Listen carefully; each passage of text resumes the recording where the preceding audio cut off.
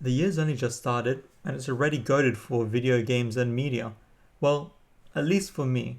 Here's what I've enjoyed and can't wait for this year. Although a slow start in January, and neither Seven Kingdoms came out for Game of Thrones enjoys, and Iron Lung, a movie made by Markiplier, which did amazing in the box office, beating everything else out of the water. A movie called GOAT came out in February, which I like to make the joke about. It's all about LeBron, but it's by Steph Curry, who's also a GOAT. Now for video games, there was Resident Evil Requiem. The 11th release in its lineup is a zombie survival game, and if the reviews are anything to go by, it's going to be full of nostalgia and a fun trip down memory lane. But for me, the game that's taking the cake and I'm still playing is Mugenics, a roguelike by Edward McMillan. And granted, although it's taking up all my time, I only have 100 hours on Steam and 72% completion rate, but still having a blast. Though I liked February, March is even better. Ted 2, a shadow drop for me. I had no clue it was even coming out. With an ending of season 1 being OJ's car chase scene, I had to watch this, and let me tell you, it wasn't amazing, it wasn't spectacular, but it's exactly what you expected and then some. My personal favorite scenes was episode 1, and you'll see why. Next, and this is something I watched recently, was Project Hail Mary. It was a movie that my friends insisted we watch due to reading the books. I avoided trailers and spoilers because I just didn't really care about the movie. I'm like, okay, let's just go in blind. And I swear I've never run so fast to the bathroom just to get back to the movie theater. Although I can't give it a 10 out of 10 because that's only for the best movie of all time, I can definitely say without a doubt this will be the best movie I'm watching in 2026. Next, One Piece live action has come out. And being a fan since 2017, I had to watch it.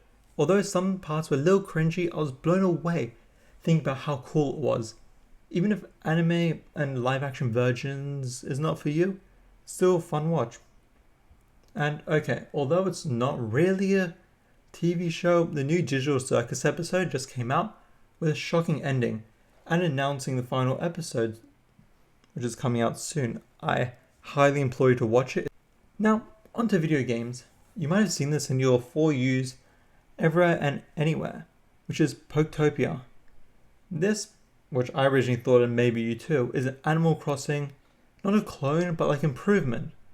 But then I saw Smash It Up's video, which I highly recommend, and it changed my opinion.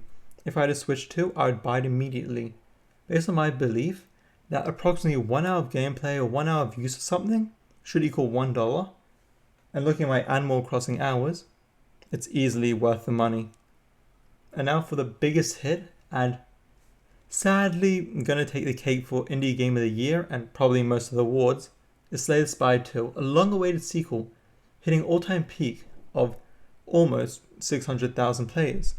For reference, Silksong, a massively hyped game, is only 13k more all-time peak players than Slay the Spire 2. Invincible Season 4, which I'm going to be watching after this, and Daredevil Born Again, fingers crossed it has some implications for Spider-Man Brand New Day.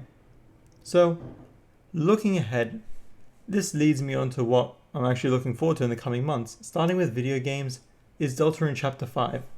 When Chapter 3 and 4 came out, I was hooked. Currently I'm doing the Snowgrave route and I am dying to know what happens next. Just between you and me, I think there'll be a fight on the death screen, but that's just a theory. Next is Subnautica 2, a highly anticipated game and the top wish list game. After the drama and lawsuit, anticipation has only grown, at least for me. Like they try to screw over the creators for the game being too good. What's not to love? And I would be remiss not to include GTA 6. Back to movies. The next one on my list is Super Mario Galaxy. It comes out April 1st, no joke. We get to hear Chris Pratt voicing Mario. What's more exciting than that? Well, except the trailer, which looks amazing. But you know what other trailer looks amazing? Spider-Man Brand New Day. Although I have no clue where the series could go, the trailer took my breath away, especially the introduction of organic webs. Listing of other superhero movies I'm looking forward to: Spider-Man Noir, Supergirl, Clayface, and Avengers Doomsday. No flashy description needed, as these are already given in my book. After reading and being a bit disappointed by Hunger Games Sunrise of the Reaping, I'm curious if the movie can do better. Let's move on to sequels. Or should I call them trilogies? Despite people saying Despicable Me franchise is well and truly milked, which I agree, I still can't wait for it. But what I can't wait for more is Angry Birds 3. Anticipating Jumanji 3.